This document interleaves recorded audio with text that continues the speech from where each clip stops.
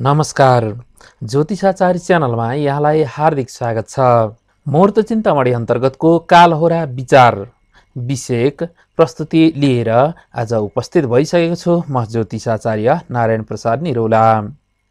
आजको प्रस्तुतिमा हामी कालहोरा चक्रका आधारमा शुभ समय कसरी निर्धारण गर्न सकिन्छ भन्ने विषयमा चर्चा गर्नेछौँ। विशेष गरी पञ्चाङ्गमा पनि सर्वकार्य सिद्धि होरा मुहूर्त भनेर कतै दिएको हुन्छ त कतै कालहोरा चक्र भनेर दिएको हुन्छ। त्यहाँ एउटा विशेष चक्र हुन्छ र त्यो चक्रका आधारमा हामीले समय निर्धारण गर्ने गर्दछौँ। यो चक्र कसरी निर्माण हुन्छ? चक्र निर्माणको प्रक्रियाका साथसाथै कालहोरा निर्माण गर्ने अर्थात् उपयुक्त समय पहिचान गर्ने प्रक्रियाको साधारण परिचय आजको प्रस्तुतिमा रहनेछ। आरम्भ गरौँ कालहोराको परिचयबाट। होरा भनेको 1 घण्टाको समयमान हो। एक दिनमा 24 घण्टा भए जसै गरी होरा पनि 24 वटा हुने गर्दछन्।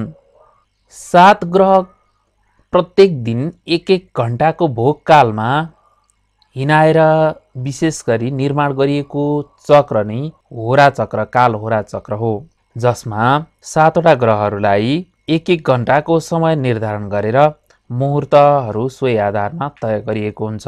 यहाँ 7 वटै ग्रह किन प्रयोग गरिए र 9 वटा ग्रह किन प्रयोग गरिएन भन्ने पनि प्रश्न आउन सक्छ।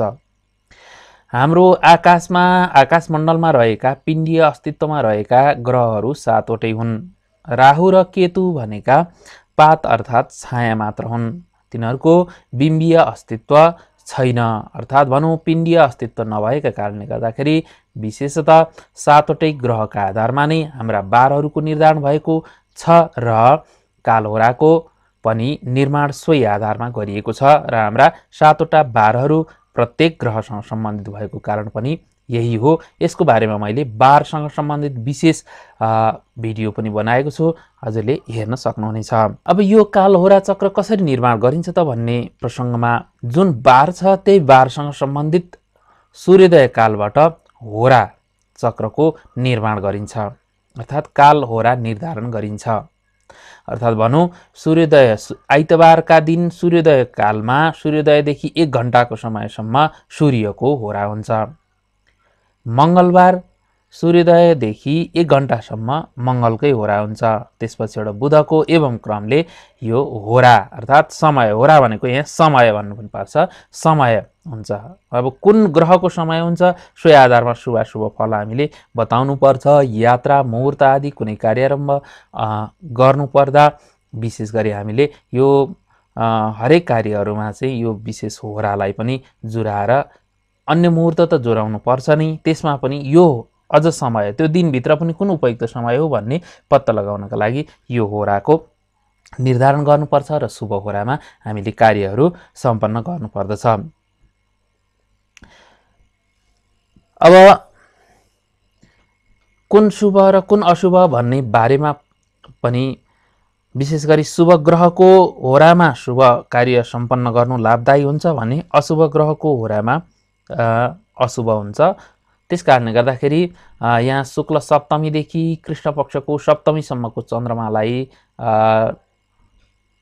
पूर्ण चन्द्रको रूपमा लिएको छ। यहाँ शारद सप्तमी पनि बताएको छ, साढे सप्तमीसम्मलाई पनि लिएको छ कहीँ। जे होस् यो सप्तमीदेखि शुक्ल पक्षको सप्तमीदेखि कृष्ण पक्षको सप्तमीसम्मको चन्द्रमा, त्यसपछि बुध चन्द्रमा भनेको अब यहाँ सोमबार लिनु पर्यो। चन्द्रमाको होरा भएको समयमा, सोमबार नलिए पनि भयो, चन्द्रमाको होरा भएको समयमा, बुधको होरा भएको समयमा, किनकि बुध शुभ ग्रह हुन्। बृहस्पतिको होरा भएको बेलामा पनि शुभ हुन्छ, किनकि बृहस्पति पनि शुभ ग्रह हुन् र शुक्र पनि शुभ ग्रह हुन्। यी चन्द्रमा बुध बृहस्पति र शुक्र यी शुभ ग्रह हुन् भने बाँकी रहेका सूर्य मङ्गल शनि ग्रह अशुभ ग्रह अन्तर्गत पर्दछन्, जसका लागि हामीले जुन विषय कार्यसँग सम्बन्धित समय हामीलाई अभिष्ट रहन्छ सोही आधारमा तत्तत ग्रहहरूको समयमा मुहूर्त निर्धारण हुने गर्दछ।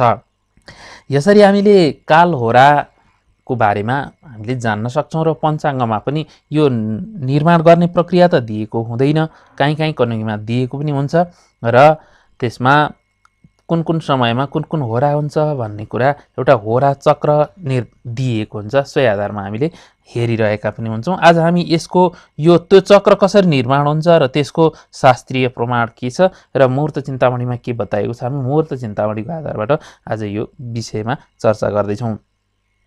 अब लागौँ कालहोराको मूल पाठतर्फ। यहाँ बताएको छ बारादेर घटिका द्विघ्ना स्वाक्षरिच छेसवर्जिता सैकास तष्टा नगई काल होरेसा दिनपात क्रमात् भनेर यहाँ बताइएको छ। अब दिनपात क्रमात् यहाँ सुरुमा हामीले के बुझ्नुपर्छ भन्दा बार हाम्रा आइत सोम मङ्गल बुध बृहस्पति शुक्र शनि यी सबै ग्रहहरूका आधारमा छन्। यी आइतबार भनेको आइत भनेको सूर्य, रविबार भनौँ सूर्यको बार हो, सोम चन्द्रमाको बार, मङ्गल भइगयो, बुध बृहस्पति शुक्र शनि यसरी प्रत्येक बारहरू ग्रहसँग सम्बन्धित छन्। त्यस कारणले गर्दाखेरि जुन बार छ त्यही ग्रह पनि त्यहाँ सम्बन्धित भएर आएको हुन्छ। त्यस कारणले गर्दाखेरि यहाँ दिनपात यहाँ यो बारको सँग बारादेर घटिका द्विघ्ना भन्दा चाहिँ यहाँ क्रमशः यो कुरालाई बताएको हो। अब यो सूत्रको हामी अर्थतिर जाउँ। अब बारादेर घटिका द्विघ्ना, अब बारादे बारको सुरु कहिलेबाट हुन्छ भन्दा हाम्रो सूर्योदयबाट दिनको आरम्भ हुन्छ। त्यस कारणले गर्दा सूर्योदयदेखि हामीलाई चाहिएको समयसम्मको इष्टकाल निकाल्नुपर्छ सर्वप्रथम। त्यसैलाई चाहिँ के भन्छ बारादेर घटिका भनेको, यहाँ इष्ट घटिका भनेको बारादेर भनेको सूर्योदयात इष्ट घटिका एउटा तय गरौँ। त्यो इष्ट घडीलाई चाहिँ द्विघ्ना 2 ले गुणन गरौँ। त्यसपछिबाट स्वाक्षरिच छेसवर्जिता, स्वाक्षरिच भनेको 5 ले भाग गर्ने, जो शेष हुन्छ उक्त शेषलाई चाहिँ लिनुपर्छ भने भागफललाई चाहिँ त्याग्नुपर्छ। जुन शेष हुन्छ त्यो शेष चाहिँ हाम्रो यो पहिलो स्थानमा रहेको पहिले इष्टलाई 2 ले गुणन गरिएको र छुट्टै स्थानमा दोस्रो स्थानमा राखिएको दोस्रो गुणनफलबाट शेष वर्जिता भनेको त्यो शेषलाई घटाउने। त्यसपछिबाट सैका यसरी आएको घटाउ फलमा 1 जोड्ने। नग भनेको यहाँ नग भनेको चाहिँ 7 भनेको पर्वत, नग भनेको पर्वत हुन्छ। नग तष्टा भनेको 7 ले कटाइदिने भनेको भाग गर्ने। जति शेष रहन्छ काल होरेसा त्यो चाहिँ शेष अनुसार काल होरेसा भनेको कालका होराका स्वामी हुन्छन् दिनपात भनेको दिनको अनुसार, क्रमात् भनेको आइतबार सोमबार मङ्गलबार आदि क्रमशः जुन बारको छ सोही आधारमा त्यसैको होराबाट आरम्भ गर्नुपर्छ अथवा कति शेष रहन्छ सोही होरा हुन्छ भन्ने कुरा यहाँबाट हामीले यो श्लोकबाट अर्थ लगाउँछौँ। र अब यति श्लोकले मात्र हामीलाई अलिकति नपुग्न पनि सक्छ। अब हामी यसको सूत्र र उदाहरणतर्फ नै लाग्नुपर्छ, त्यसले हामीलाई थप स्पष्ट बनाउँछ। अब यहाँ मैले सूत्रात्मक रूपमा पनि यहाँ प्रस्तुत राखेको छु। हेर्नु, सुरुमा इष्टकाल निकाल्नु पर्यो। इष्टकाल भनेको सूर्योदयबाट हामीले सूर्योदयदेखि हाम्रो आफ्नो अभिष्ट समयसम्मको जुन समय हो त्यसलाई इष्ट भन्न बताइएको छ। इष्ट जति आउँछ त्यसलाई 2 ले गुणन गर्ने, यो गुणनफल आउँछ त्यसलाई 2 ठाउँमा राख्ने र पहिलो राखिएकोमा 5 ले भाग गर्ने र यसमा आएको भागफललाई चाहिँ त्याग्ने, शेष जति रहन्छ त्यो चाहिँ लिने। त्यसपछिबाट दोस्रो गुणनफलबाट शेष घटाइदिने र त्यो जति घटाउफल आउँछ त्यसमा 1 जोड्ने र 7 ले भाग गर्ने। शेष अनुसार जुन बारको गणना गरिएको सोही बार अनुसार आइतबार 1 शेष रह्यो भने सूर्यको होरा, 2 शेष रह्यो भने चन्द्रमाको होरा, 3 शेष रह्यो भने मङ्गलको होरा, यसै गरी सोमबार 1 शेष रह्यो भने चन्द्रमाको होरा, 2 शेष रह्यो भने मङ्गलको होरा, 3 शेष रह्यो भने बुधको होरा एवं क्रमले जान्नु पर्दछ। अब यसलाई हामीले उदाहरणको रूपमा हेरौँ। यहाँ मैले आइतबारको एउटा उदाहरण गरिरहेछु। आइतबार मैले 3:15 यो इष्ट घडीपला यहाँ लिइरहेछु। अब यसमा कुन होरा हुन्छ 3 घडी र 15 मिनट 3 घडी 15 पला यो समयमा कुन होरा हुन्छ? अब यसमा हेरौँ। हाम्रो यहाँ मैले यतापट्टि सूत्र राखिरहेको छु, यहाँनिर यो उदाहरण प्रस्तुत गरिरहेको छु भने यहाँ हाम्रो श्लोक छ।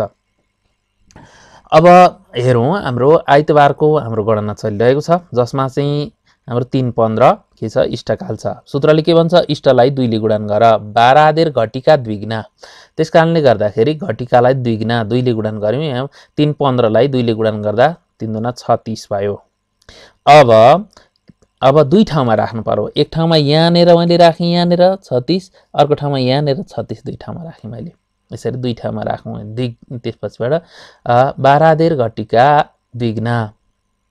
अब स्वाक्षरित शेषवर्जित। अब यहाँ चाहिँ स्व अक्ष भनेको 5 ले भाग गर्नु भन्छ एक ठाउँमा। अब 5 ले भाग गरौँ। 36 लाई 5 ले गर्दा 5 एकान 5 भयो। अब यहाँ बाँकी रह्यो 1, 30 को 30 झऱ्यो। यो चाहिँ शेष हामीले यति मात्र लिने, एकचोटि मात्र कटाइदिने। यहाँ चाहिँ यो भागफलसँग हामीलाई अब सम्बन्ध रहेन। अब हामीलाई शेषसँग सम्बन्ध छ। हाम्रो कति आयो? शेष 1:30 आयो। यहाँ हेरौँ, त्यसपछि शेष, यहाँ चाहिँ भागफल त्याग्ने, शेष लिने भन्नु बताइयो। अब यो चाहिँ हाम्रो 1:30 कतिमा? यो 36 मा घटाइदिउँ। 36 मा 31 घटाउँदाखेरि 5 बाँकी रह्यो। चौथो सूत्रमा जाउँ। यो जति घटाएको फल आउँछ यो 5 आयो, यसमा सहीका भन्छ। सहीका भनेको 1 जोड्नु, स एक सहीका 1 जोड्नु भन्दा कति भयो? 5 1 6 भयो। अब नगई तष्टा भन्छ, 7 ले भाग गर्दिउँ। 7 ले 6 लाई भाग गर्दाखेरि 7 ले 6 लाई भाग गर्दा 0 चोटि गयो, यहाँ 0 आयो, 0 बाट 6 गयो 0, यो चाहिँ 6 शेष बाँकी रह्यो। अब आइतबारको हो हाम्रो, अब 6 शेष रह्यो भने आइतबार भनेको सुरुमा के को होरा हुने भयो भन्दा सूर्यको होरा। अब सूर्यबाट भनौँ आइतबारबाट गनौँ, आइतबारबाट 6 सम्म गरौँ। आइत, सोम, मङ्गल, बुध, बृहस्पति, शुक्र भनेपछि 6औँमा शुक्र आयो। त्यस कारणले गर्दाखेरि यो बेलामा शुक्रको होरा रहेछ भन्ने कुरा हामीले जान्न सक्छौँ। यहाँ चाहिँ हाम्रो के छ? यो 3:15 को इष्टकालमा आइतबार, यो चाहिँ शुक्रको होरा भयो। अब यसै गरी अब यहाँ यदि बुधबार हुन्थ्यो भने, बुधबारको थियो भने बुधबारबाट 6औँ गर्नुपर्छ। बुधबारबाट बुध, बिही, शुक्र, शनि, आइत, सोम, सोमबारको हुन्छ यो शेष रहँदा। यदि यो बुधबारकै यो 3:15 को हामीले गऱ्यौँ भने अब एवं क्रमले अन्य जुन बारको छ त्यही बारबाट चाहिँ गणना गर्नुपर्छ। यहाँ चाहिँ यो चाहिँ विशेष ध्यान दिनुपर्छ। यहाँ एक शेष रहनु भनेको जुन बारको हो त्यही चाहिँ एक मान्नुपर्छ। यसरी गऱ्यौँ भने हामीले के हुन्छ भने होरा ज्ञान गर्न सक्दछौँ। सोही कुरालाई हामीले यहाँ चक्रमा पनि बुझ्न सक्छौँ र त्यो चक्रमा पनि मैले त्यही कुराहरूलाई चाहिँ गणना गरेर यहाँ विशेष चक्र तय गरेर राखेको छु। अब यो क्रममा हामीले हेर्न सक्छौँ, यहाँ चाहिँ यो होरा भनेको घण्टा, यो कहाँबाट सुरु हुन्छ भन्दा सूर्योदयबाट सुरु हुन्छ। यति चाहिँ हामीले जान्नुपर्छ।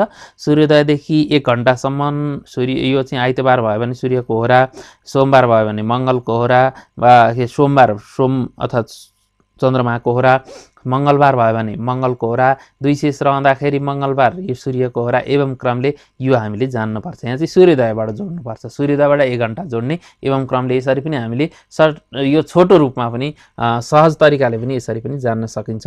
यसरी यहाँ मैले यहाँ के दिएको छु भने यहाँ घडीपलाहरू छन्।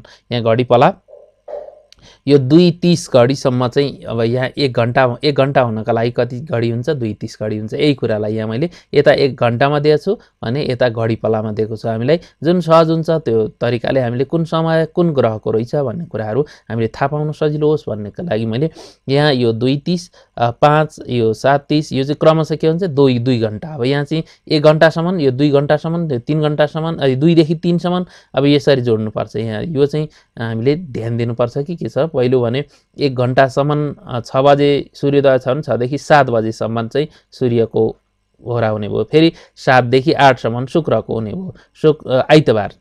एवं क्रमले हामीले यी कुराहरूलाई जान्नु पर्दछ। यसै गरी यो बाँकी मैले 24 होराको देखाएको छ, यहाँ पनि सोही कुरालाई मैले बताएँ। यही कुरालाई यहाँ संस्कृतमा यसको अर्थ पनि यहाँ लगाएको छु, यसमा पनि हामीले हेर्न सक्दछौँ। यसरी हामीले कालहोराको साधन गर्न सक्दछौँ, अर्थात् सर्वकार्य सिद्धि होराको मुहूर्त ज्ञान गर्न सक्दछौँ। हामीलाई जुन समयको होरा ज्ञान आवश्यक छ सोही आधारमा हामीले आफ्नो इष्टकालको समयका आधारमा पनि यो होरा चक्र होरा समय होरा भनेको उपयुक्त समय उपयुक्त ग्रहको समय निकालेर हामीले कार्यक्रमहरू गर्न सक्दछौँ। यसमा विचारणीय कुराहरू विशेष के छन् भने जस्तो अब सोम छ जलीय कुराहरू विशेष तत्सँग सम्बन्धित कुराहरू भयो भने सोमबार सोमको होरामा विशेष लाभ हुन्छ। बुधबार छ वाणिज्य व्यवसायहरूका लागि बुधबार, बिहीबार, शुक्रबार कला साहित्यको क्षेत्र कला मनोरञ्जनका कुराहरूमा विशेष हुन्छ। प्राज्ञिक कुराहरूमा शैक्षिक कुराहरूमा गुरुबारका दिन। यसरी चाहिँ हामीले जुन गुरुबार अथवा गुरुको होरामा, बृहस्पतिको होरामा अथवा बुधको चाहिँ वाणिज्य आदिको बुधको होरामा, शुक्रको यो कलासँग सम्बन्धित कुराहरू मनोरञ्जनसँग सम्बन्धित कुराहरू शुक्रको होरामा हामीले चाहिँ गर्न सक्छौँ। तर यो होरा मात्र हेरेर चाहिँ हामीले कार्य गर्नु हुँदैन। यो होरा भनेको अब सर्वप्रथम अरू सबै कुराहरू जुराइसकेपछि त्यो दिन ठिक भइसकेपछि त्यो दिनको पनि कुन समयमा हामीले आरम्भ गर्ने भन्ने प्रसङ्गमा चाहिँ यो होरा चक्रको बारेमा हामीले विशेष ध्यान दिनुपर्ने हुन्छ। आजका लागि होरासँग सम्बन्धित विषय प्रस्तुति यति नै। तपाईलाई यो प्रस्तुति कस्तो लाग्यो कृपया सल्लाह सुझाव र प्रतिक्रियाका साथसाथै ज्योतिषाचार्य च्यानल सब्स्क्राइब गर्न नबिर्सनुहोला। आज भने बिदा हुन चाहन्छु। नमस्कार।